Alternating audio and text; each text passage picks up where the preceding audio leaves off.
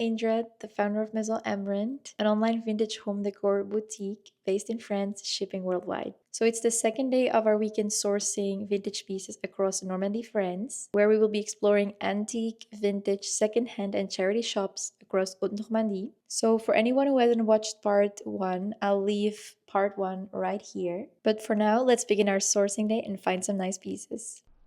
The drive through the Normandy countryside was honestly half the magic. The amount of green, and we passed so many cute, lovely towns, and some of them were even covered in snow still.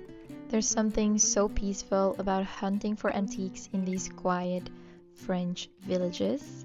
We even on the way to the first stop passed a wonderful chateau. I mean, take a look at this. So stunning and so unexpected. Our first stop was Leus du Moulin, which was in Neaufle-Saint-Martin, which is around 1 hour and 20 minutes by car away from Proant and around 2 hours away from Paris. Think of it as a mini version of the famous Puce de Saint-Ouen in Paris, just as much charm but way more approachable. It is about 600 square meters of pure history featuring 17 different curators.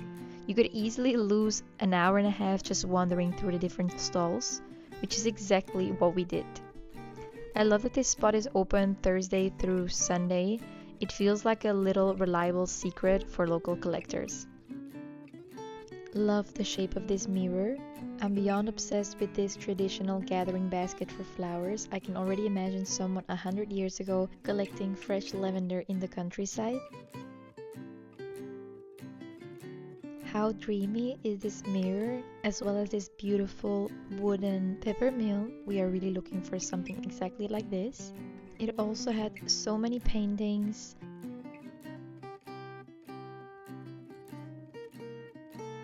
as well as super special table lamps such as this one.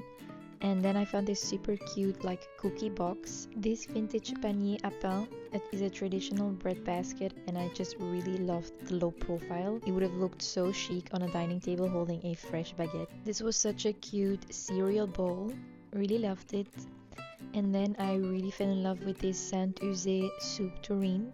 It was a little bit smaller than I was looking for, so I ended up not bringing it.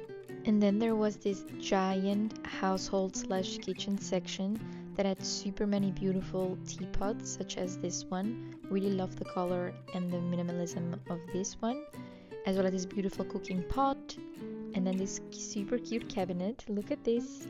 And then a beautiful soap holder, and then these beautiful candle holders obviously as well. And then I found this super cute wine bottle holder to put on the table. Really unique. Was also really contemplating about bringing this cute little basket, as well as this beautiful wooden mirror, and this one. And as I mentioned, one of my weaknesses is definitely paintings, especially landscapes such as these. This Art Deco mirror also really caught my eye. I'm beyond obsessed with this little hinged butter mold. It's shaped like a tiny bird. I also found these charming little flower shaped molds. They were likely used for baking. And this vintage Madeleine tin as well. And then these beautiful little storage jars for spices and flour, as well as sugar. On our way to the next stop, we passed a field with hundreds of swans. It was so unreal to see and just so random. I really loved this magical moment a lot. Next, we headed to Brocant au Trésor de Gisors, and this place was massive, as you can probably already see from the outside. We first strolled through their outdoor area, which was filled with amazingly beautiful statues, as well as flower pots. But the highlight of it all was meeting the resident giant fluffy dog. We were completely obsessed. Look at the amount of vintage radios that this guy had. Completely obsessed, and such fair prices. And then afterwards we basically spent a lot of time weaving through the silverware. The curation of his objects were simply amazing. There were really some pieces in there that I haven't seen in any of the previous places that I've gone thrifting. So I was really excited to find some new stuff. He had some really cute and unique finds. He had such a large selection of teapots as well as coffee pots, and also this Italian one that I really fell in love with. this beautiful dark wooden cabinet, this beautiful tapestry banquette, and then I found a really unique cooking pot, and I really wanted to bring it home, but there was no proper way to really close it, so I ended up not bringing it home. And then we headed upstairs, and it was filled with amazing paintings such as this one. Definitely brought it home. As you can see, this was definitely one of those places where you had to spend a lot of time wandering through and really rolling up your sleeves and completely digging in. Before heading to our next stop, we decided to make a quick stopover in Gisors, which is the town nearby the shop that we just visited.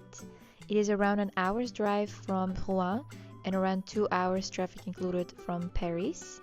What I love the most about visiting towns, especially in France, is to really take a close look at the architecture. Some of the buildings and some of the houses are just so adorable, and you can really just feel that Normandy/French atmosphere, such as this house. It was so cute, and it was still decorated for Christmas. So cozy.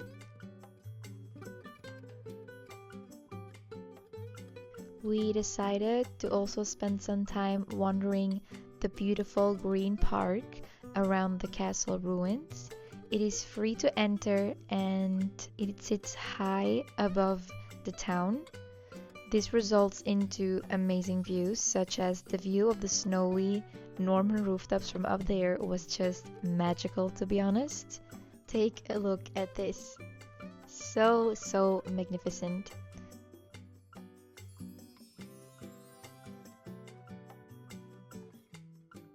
We also caught the main church right at golden hour.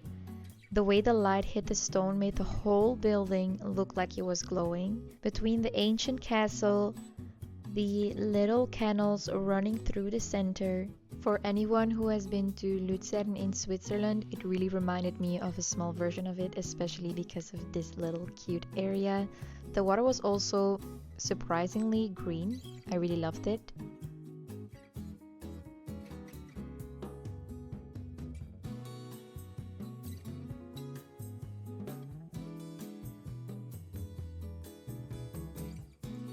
We then decided to take a quick detour to Trie Chateau.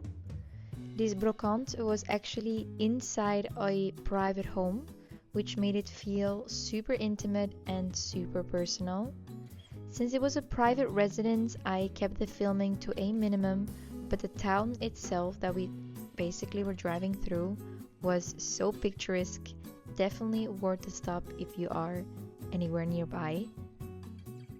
Whilst we were on the way to our last and final stop of our Normandy sourcing trip, we caught a glimpse of deer running towards the sunset. It really felt like a scene straight out of a storybook or even Bambi. For the next one, I honestly did not have high expectations. I just saw it was nearby the shops that we already did, so I thought it was worth making a stop before heading home.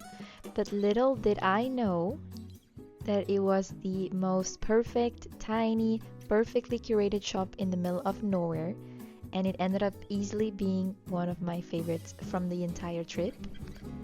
So this shop is called Dubois Gilbert, and it's located in La Bosse, a small town in the middle of nowhere, as I mentioned.